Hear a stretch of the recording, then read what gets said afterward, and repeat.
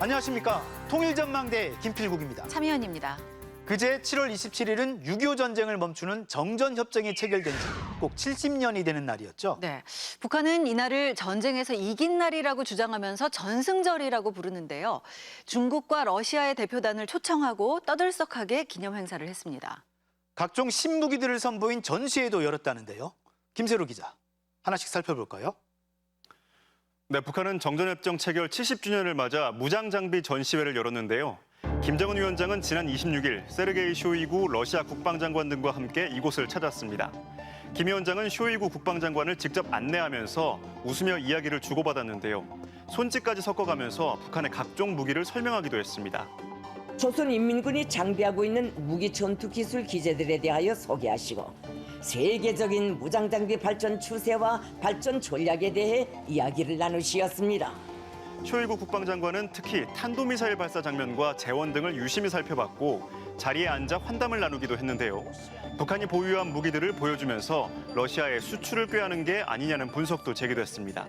판매의 의도도 없지 않아 있을 겁니다. 이제 이미 우크라이나와 전쟁 때문에 무기가 부족하기 때문에 어느 정도 일부 무기 거래가 있었는데 북한이 최근에 개발했던 이제 미사일 위주로 해서 눈에 띄는 무기들이 있었나요?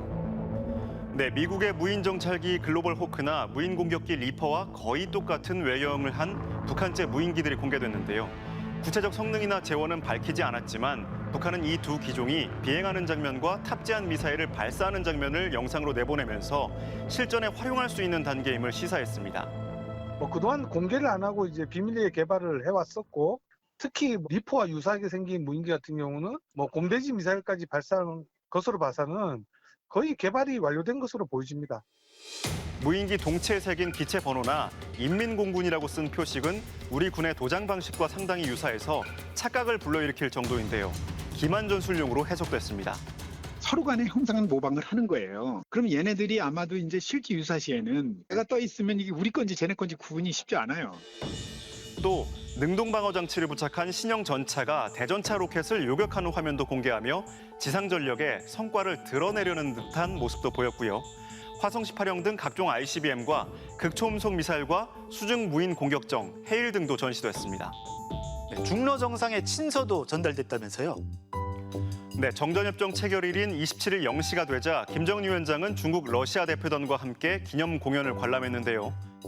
공동투쟁 속에서 맺어지고 공고화된 춘선 단결의 역사와 전통이 세계와 더불어 줄기차게 계승 발전되리라는 확신과 우애의 열기로 달아올랐습니다.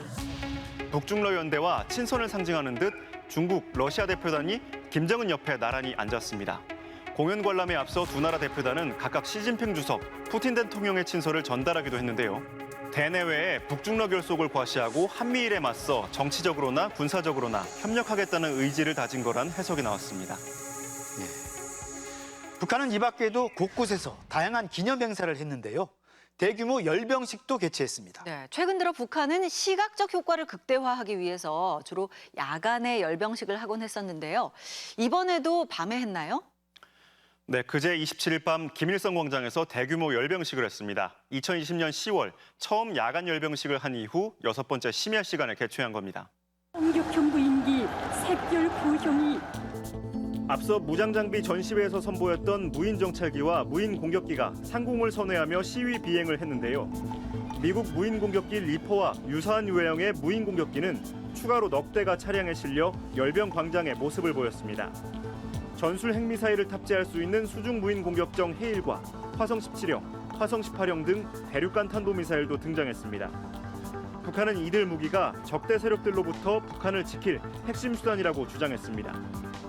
적들에게 충격과 공포를 들씌우고 위대한 전승 이른돌세의 무기와 의미를 세월 역사 위에 거연히 떠올린 이의 전략 무기. 세르게이 쇼이구 러시아 국방장관과 중국 대표단을 이끌고 온 리홍중 부위원장은 김정은 위원장의 왼쪽과 오른쪽에서 나란히 열병식을 지켜봤습니다. 러시아 국방상 세르게이 쇼이구 대장 동지와 중화인민공화국 전국인민 대표대회 상무위원회 부위원장인 리홍충 동지를 비롯한 북한에 주재하는 러시아와 중국의 외교 대표들도 자리를 함께했는데요.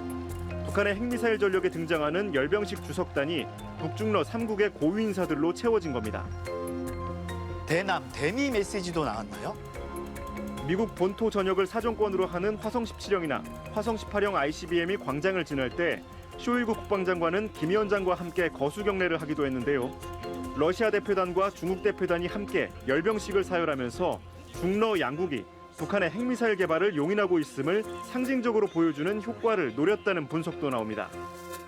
고강도의 대북 제재와 국제사회의 핵미사일에 대한 우려가 팽배한 가운데 이제 같이 섰다라는 것 자체만으로도 북한 핵미사일에 대한 국제사회의 견제를 무력화하는, 또 이 두 국가가 북한의 핵미사일을 용인하고 사실상 승인한 것처럼 보여지는. 이번 열병식 연설은 강순남 국방상의했는데요. 대한민국과 미국이 군사적 대결을 계속 기도해 나간다면 자신들의 무력 행사가 방위권 범위를 초월하게 될 거라 위협했습니다.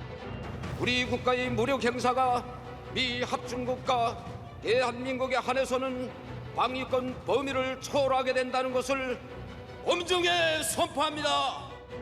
또 만약 미국이 북한에 대한 무력 사용을 기도한다면 여태 상상해보지 못한 위기를 당하게 될 거라 주장했습니다. 네, 김세로 기자 수고했습니다.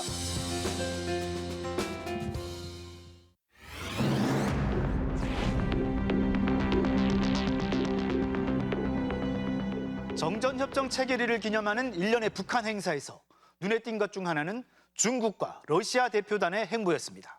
코로나로 국경을 걸어 잠근 이후 외부 인사가 대규모로 북한에 간 게 처음인데다가 특히 전쟁 중인 러시아 국방장관의 방북은 시사하는 게 간단치 않습니다. 한국 전쟁이 멈춘 지 70년. 갈수록 위태로워지는 한반도의 현 상황을 최유찬 기자가 진단했습니다. 세르게이 쇼이구 러시아 국방장관은 지난 25일 군사대표단을 이끌고 평양에 도착했습니다. 북한은 군 수뇌부가 대기업 집결에 영접했고 명예 위병대 사열을 하며 사실상 최고 수준의 예우를 했습니다. 2000년대 들어 러시아 국방장관이 북한을 방문한 건 이번이 처음입니다. 바로 다음 날 쇼이구 국방장관은 강순남 북한 국방상과 회담을 갖고 협력 강화 의지를 재확인했습니다. Корейская Народно-Демократическая Республика – важный партнер России, с которым нас связывает общая граница и богатая история сотрудничества. 쇼이구 장관은 또 연회 연설에서 북한군은 외부 세력의 위협을 믿음직하게 막고 있다며 세계에서 가장 강한 군대라고 치켜 세웠고, 이어 김정은 위원장에게 푸틴 대통령의 친서를 전달하고 국방 안전과 관련한 의견을 교환했습니다. 국방 안전 분야에서 호상 관심사로 되는 문제들과 지역 및 국제 안보 환경에 대한 평가와 의견을 교환했으며 교내 일치를 보았습니다.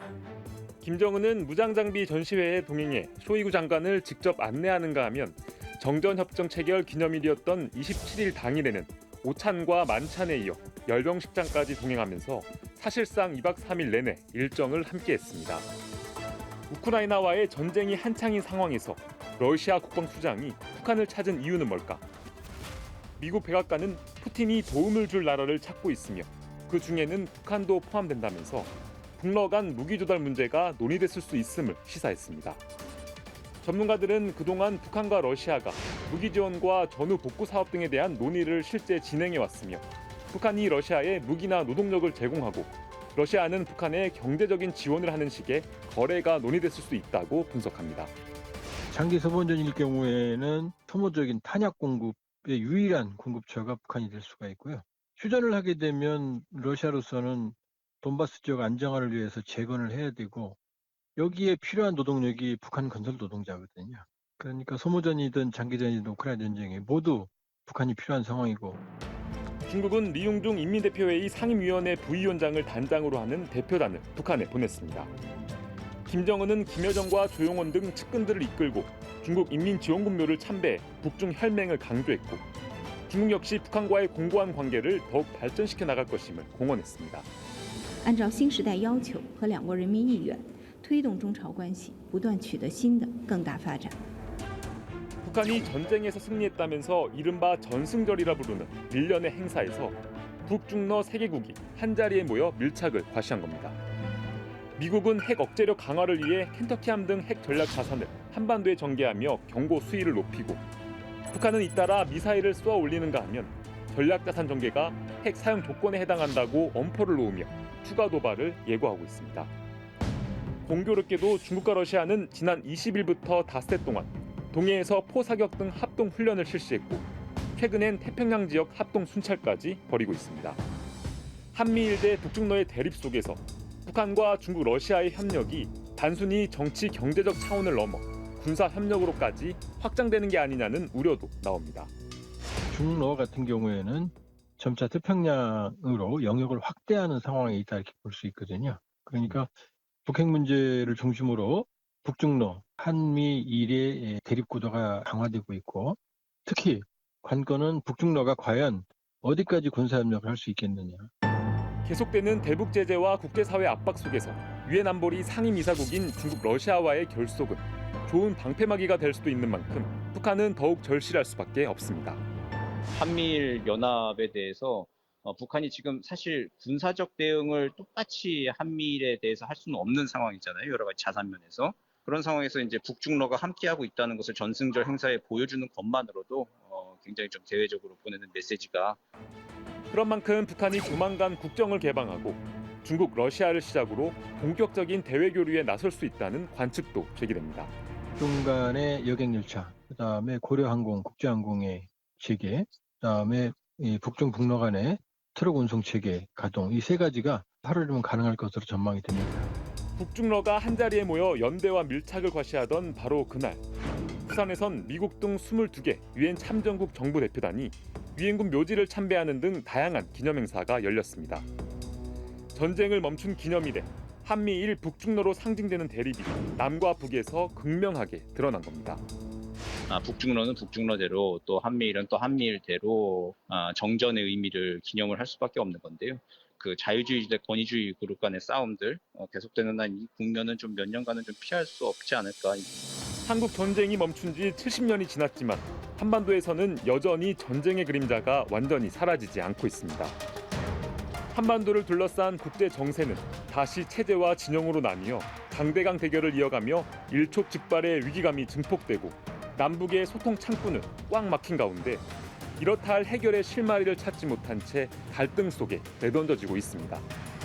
통일전망대 최일찬입니다.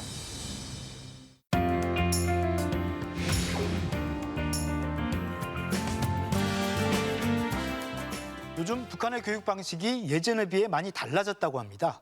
어떻게 달라졌는지 또 왜 달라졌는지 오늘 자세히 알아보겠습니다. 네, 함께 하실 두 분입니다. 어서 오세요. 안녕하세요.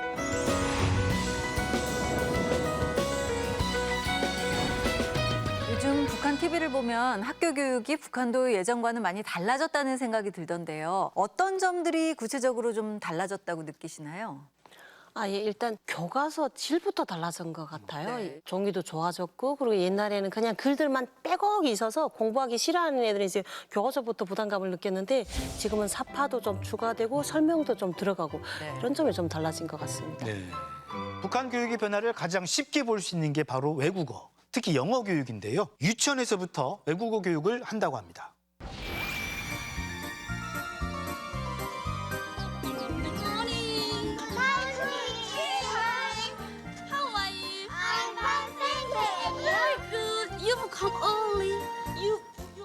영어로 대화하는 교사와 어린아이들.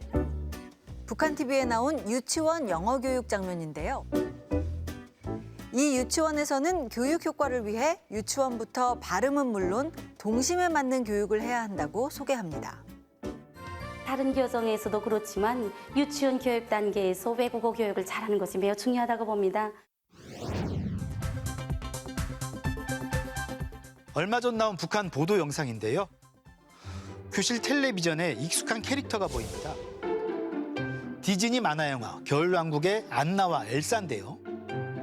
이렇게 디즈니 만화를 활용해 영어 수업을 하는 모습도 공개됐습니다. 우리는 정례의 문법 위주의 교육으로부터 회화 위주로 넘어가게 되었습니다. 그렇게 되니 학생들이 외국어에 취미를 가지게 되었으며 북한은 미국을 적대시하는데 왜 어릴 때부터 학교에서 영어를 가르치냐 뭐 이런 질문들 하시는 분들이 많습니다. 북한도 영어 인식이 예전에는 미제 언어, 이랬다고 하면 최근에는 이제 국제 공용어, 세계 언어로서 인정하는 식으로 좀 바뀌었더라고요. 북한에서도 이렇게 외국어 교육을 잘하고 있다라고 하는 것을 과시하려고 하는, 그러니까 선전하려고 하는 이런 부분이 있고, 김정은이 고등교육 개혁, 이제 세계적인 추세의 교육을 강조를 하면서 했던 말이 있습니다. 그게 뭐냐면 두 발은 내 땅에, 그리고 눈은 세계로. 이 영어를 통해서 국가에 기여하자. 그러니까 이제 국가를 위해서 교육을 하고 국가를 위해서 영어를 배우자. 이렇게 해서 북한의 인식의 변화가 되고 있는 것을 알 수가 있습니다. 네. 그걸로 인해서 변화가 좀 촉발된 것 같긴 한데요. 그런데 북한에서 저렇게 생생한 수업을 할 수 있는 게 그런 학교가 과연 얼마나 있을까 하는 생각도 들기도 합니다. 어때요?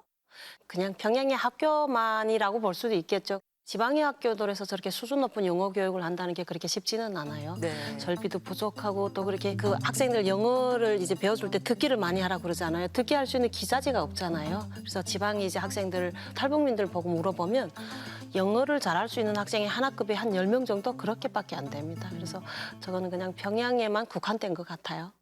이렇게 외국어 교육을 하려고 하면 영어를 유창하게 할 수 있는 교사가 있어야 되거든요. 이러다 보니까 일부 특정 학교를 중심으로 해서 이루어지는 것을 볼 수 있고, 이런 학교에서 공부를 하고 있는 아이들이 다 영어를 잘하느냐?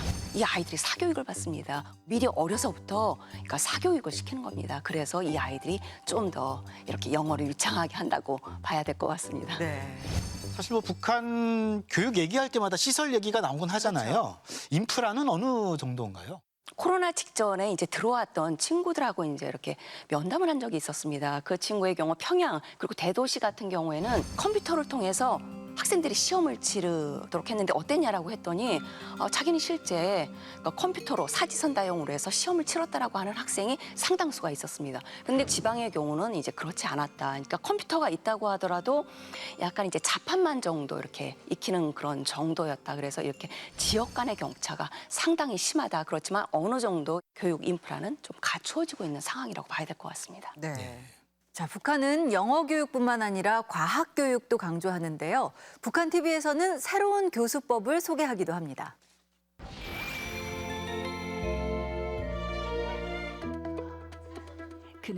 여기는 평양 중구역의 한 학교인데요. 지구의 공전과 사계절 변화를 설명하기 위해 화상 자료를 사용합니다. 교사가 학생의 수준을 고려해서 직접 개발한 자료라고 합니다. 50 내지 60%의 제한된 학생들만이 아니라 모든 학생들이 해당한 교수 내용을 원리적으로 정확히 인식시키기 위하여서는 새 교수 방법을 창조하기 위한 그런 결심을 가지게 되었습니다. 지금은 8시 10분. 평양 명문 학교 중 하나인 제4소 학교의 수학 시간입니다. 3초 내지 5초 안에 그 어떤 두 자릿수 곱하기 속셈도 척척 잘하는 꼬마 속셈 명수들.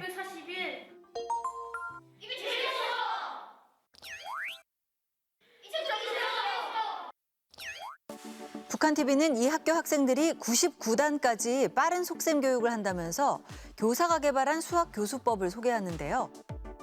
원리와 함께 훈련 방법을 강조합니다. 학생들이 속셈을 할 때 그들의 심리 상태도 아주 중요합니다. 학생들에게 답을 학습장에 쓰라고 할 때에는 계산 속도도 빠르고 답도 비교적 정확히 맞춰댔습니다. 김정은 위원장은 2019년 전국 교원대회에 앞서 북한의 교육이 세계적 수준에 뒤떨어져 있다면서 선진적인 것을 받아들이고 교육 부분에 투자를 집중하라 지시했었는데요. 교육 사업이 아직 당의 의도와 요구에 따라서지 못하고 있으며 세계 교육 발전 추세에 많이 뒤떨어져 있는 데 대하여 지적하시었습니다. 실제로 좀 변화가 있었나요? 제가 살았던 양강도에도 삼지연시라는 곳이 있는데 최근에 들은 소식에 의하면 그 삼지연시에도 여러 가지 현대적인 교육 설비들이 많이 들어갔답니다. TV뿐 아니라 노트북뿐 아니라 학생들이 수업하면서 또 선생님들이 가르치면서 쓸 수 있는 그 여러 가지 실험 기구들 그런 이제 현대적인 교육 시설들이 많이 들어갔다고 합니다. 좀 변화가 있는 것 같습니다. 네. 교육 현대화 정보화라고 하는 건 국가 정책이거든요. 교육 발전이나 경제 발전을 하기 위해서는 교육이 현대화되고 정보화가 되어야 되고 최신식 교육 자재들이 이제 되어 있어야만 학생들이 이것을 가지고 실험 실습도 할 수가 있고 그리고 학생들의 이제 역량을 개발시킬 수 있기 때문에 이 부분에 상당히 집중적으로 중요하게 생각한다고 봐야 될 것 같습니다. 네. 근데 화면을 보니까 저 정도로 이 수업을 준비해가지고 가르칠 수 있으려면 그 교사들 준비도 만만치 않을 것 같거든요. 북한 교육 환경을 고려하면 정말 쉽지 않을 것 같은데 어떻게 생각하세요? 평양시는 저게 이제 좀 가능하고 뭐 그렇게 어려운 일은 아니겠지만 지방에 있는 교원들 같은 경우에는 정말 조건이 그렇죠. 평양은 그 인민대학습당이 있어서 자료를 연구하고 방법을 찾자고 그래도 가면 되는데 지방에는 그렇게 인민대학습당 같은 큰 도서관도 있지만 또 정기사정으로 가끔은 또 이제 제대로 이제 운영되지 않을 때면 그런 자료 찾기도 힘들고요. 그래서 저런 방법은 하긴 해야 되겠지만 자력갱생하는 수밖에 없습니다. 지방 교원들은 자력갱생이 그냥 무기라고 봐야죠. 네, 북한 당국은 교사의 자질이 중요하다고 강조하면서 교사들을 관리하는 제도도 따로 마련하고 있다면서요? 우리 한국도 교사 연수를 하는 것과 마찬가지로 북한도 이런 재교육 또는 이제 강습을 위해서 한 1년에 2번 내지 3번 정도가 조직이 되는 것 같아요. 이 재교육을 통해서 교육을 전달하는 것이죠. 그리고 이제 또 주목할 만한 것이 이제 무엇이냐면 교원 평가 제도를 도입하는 학교가 이제 생겨났다고 하는 것입니다. 과목 선생님별로 학생들의 성적 평가 등수를 매긴 이제 결과를 가지고 봤더니 교원들의 자질이 향상되었다. 이런 제도도 생겨났습니다. 이 학교에서는 교원들의 교수 평가자가 교장 선생님을 비롯한 학교 일꾼들이 아니라 바로 수업을 받는 학생들입니다. 학교에서 학생들은 온종한 교수 평가자로 되고 있습니다.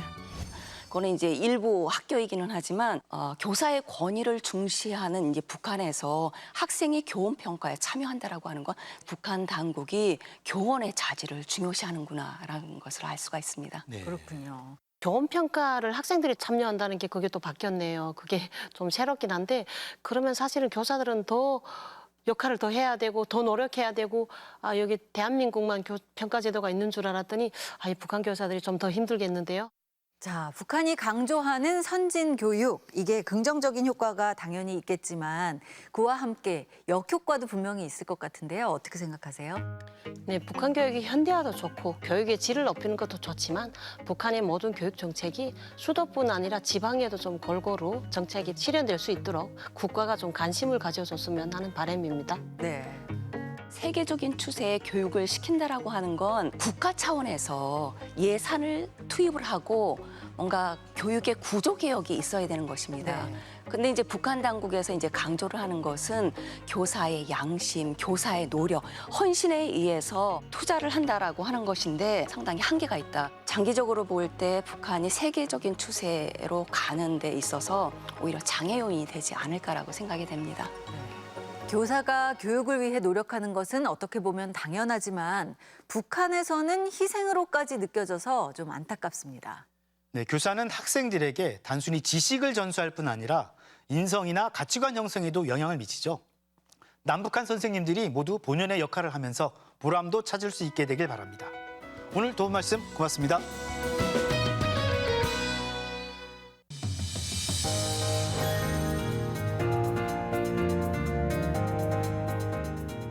지난주 실향민의 섬 교동도에 새로 들어선 평화교육시설을 둘러봤는데요. 오늘은 이 교동도에서 새로운 명물로 떠오른 색다른 공간으로 안내합니다. 네, 섬 한복판에 거대한 정원이 생겼는데요. 문 연 지 2달 만에 10만 명 넘는 시민들이 다녀갔다고 합니다. 어떤 곳인지 이상현 기자가 찾아가 봤습니다. 한강을 사이에 두고 북한 황해도를 마주하고 있어 민간인 통제구역이자 실향민의 섬이 된 교동도. 그 섬 한복판에 위치한 화계산 자락이 최근 특별한 공간으로 탈바꿈했습니다. 지난 5년간 약 500억 원의 예산이 투입돼 15만 제곱미터, 4만여 평 규모로 조성됐다는 화계 정원. 교동도가 대한민국 최북단에 위치하고 있습니다. 그래서 북녘에도 평화가 찾아오길 기원하는 마음에서 접경 지역의 발전, 지역 강화군의 그 균형적인 발전을 위해서 접경 지역에 조성하게 되었습니다. 오랜 시간 켜켜이 쌓인 교동도의 역사와 자연을 담아낸 공간이라는데요. 정원에 초입엔 기존의 연산군 유배지를 활용해 교동도 유배 문화관이 들어서 있었습니다. 고려시대에는 예성강을 따라서 개경으로 올라가는 곳이었고요.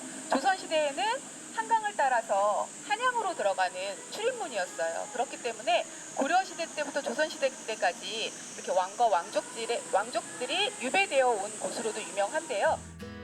왕래가 힘든 외딴 곳이자 수도와 가까워 감시가 수월했던 탓에 연산군, 광해군처럼 주로 왕과 왕족들이 유배됐다는 섬 교동도. 현대에 들어서선 분단과 전쟁, 실향의 아픔까지 간직한 섬이 됐고, 이 때문에 인체에 이롭다는 여러 수목과 화초도를 심어 몸과 마음의 치유를 추구하는 정원으로 조성됐습니다. 올 때마다 그 새로우니까 자꾸 변하니까 새로운 거 보기 위해서 오는 거죠. 정원 위쪽으로 시선을 돌려보니 높은 곳에 자리 잡은 구조물 하나가 눈에 들어왔습니다. 강화군의 상징새인 저새의 긴 부리와 두 눈을 형상화했고 북녘을 향해 비상하는 모습으로 만들어졌다는 화계산 전망대. 모노레일을 타고 한번 올라가 봤는데요. 20분에 걸쳐 정원의 수목을 만끽하며 서서히 올라가면 드넓은 풍경이 펼쳐집니다. 제가 지금 서 있는 이곳은 최근 이곳 화계정원에 조성된 전망대입니다. 제 밑으로는 화계산의 모습이 가깝게 보이고요. 제 뒤로는 보시는 것처럼 북한 황해도의 연백평야가 한눈에 들어옵니다. 남북을 가르며 조용히 침묵에 빠져 있는 한강하구 중립수역. 그 강 건너 광활한 연백평야에선 인적 없는 고요함 속에 쑥쑥 자라는 벼들만이 초록의 향연을 펼치고 있었습니다. 감정 표현을 하기가 참 어려울 정도로 지척에 두고 제 젊은 시절 같으면 이 정도 되면 헤엄쳐가 얼마든지 갈 수 있는데 참 아쉽습니다. 국내 최대 규모로 만들어졌다는 스카이워크를 통해 남쪽 화계산의 울창한 수목을 감상하고 고개 들어 바로 위로 북한의 산천을 바라보면 남북의 거리감이 한층 좁혀지는 느낌도 받게 됩니다. 땅인지 몰랐는데 그냥 보니까 되게 가까워가지고 생각보다. 근데 진짜 너무 가까워서 깜짝 놀랐어요. 이렇게 가까울 줄 몰랐거든요. 북녘을 바라보며 휴식을 취할 수 있는 공간을 지나 반대편 남쪽으로 향한 전망대에 들어서면 또 다른 풍경이 펼쳐집니다. 가까이는 성모도와 미법도, 서검도. 멀리로는 또 하나의 민통선섬 보름도와 한강하구 중립수역의 서쪽 끝 말도의 모습까지 시야에 들어오는데요. 이렇게 교동도 남쪽으로 들어선 다도해 풍광은 화계산 전망대가 품어낸 또 하나의 매력입니다. 이런 남북의 풍경들 사이에 조성된 화계정원은 그래서 곳곳에 평화와 통일을 이야기하는 조형물을 곁들여 쉼터들을 마련해 놓았습니다. 너무 잘 만들어놨어요. 그러니까 중간중간에 쉼터도 있어가지고 올라올 때 보면은 또 이제 전망이 또 잘 보이고 그래서 이제 근데 또 너무 경사가 그렇게는 높지 않아가지고 그냥 오기 애기들도 무리 없이 또 잘 올라올 수 있어요. 소뚜껑을 덮어놓은 것 같다 해서 화계산이란 이름이 붙여진 공간답게 소뚜껑 모양을 한 쉼터도 곳곳에서 볼 수 있었는데요. 문을 연 지 2달 만에 벌써 10만 명 넘는 시민들이 다녀갔다는 화계정원. 여기가 뭐 튀잖아요. 오면 근데 공기도 좋고 이게 자체가 신선하잖아요. 또 상쾌하고 너무 깨끗하고 그런 이미지가 있어서. 북한이 지척인 민통선 안의 실향민섬 교동도는 이렇게 새로운 쉼터와 함께 좀 더 친근한 모습으로 우리와 가까워지고 있습니다. 통일전망대 이상현입니다.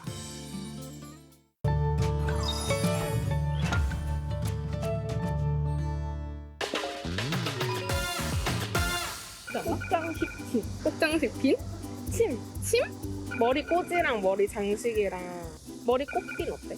머리 이렇게 세 개? 머리털에 꽂는 핀을 가리키는 머리핀을 북한에서는 머리 빈침이라고도 부릅니다. 보석 박힌 머리 빈침을 꽂고 다니다. 와 같은 예문이 확인됩니다. 머리 빈침, 핀이라는 말을 쓰지 침이라는 말을 잘 쓰진 않잖아요. 생소한 것 같아요. 오, 좀 진짜 생각지도 못한 단어 정답이어서 맞아요. 너무 놀랐어요.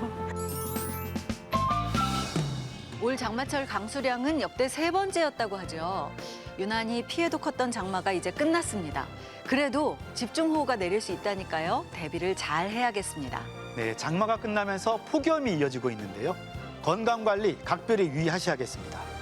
통일전망대 다음 주도 알찬 내용으로 찾아오겠습니다. 고맙습니다.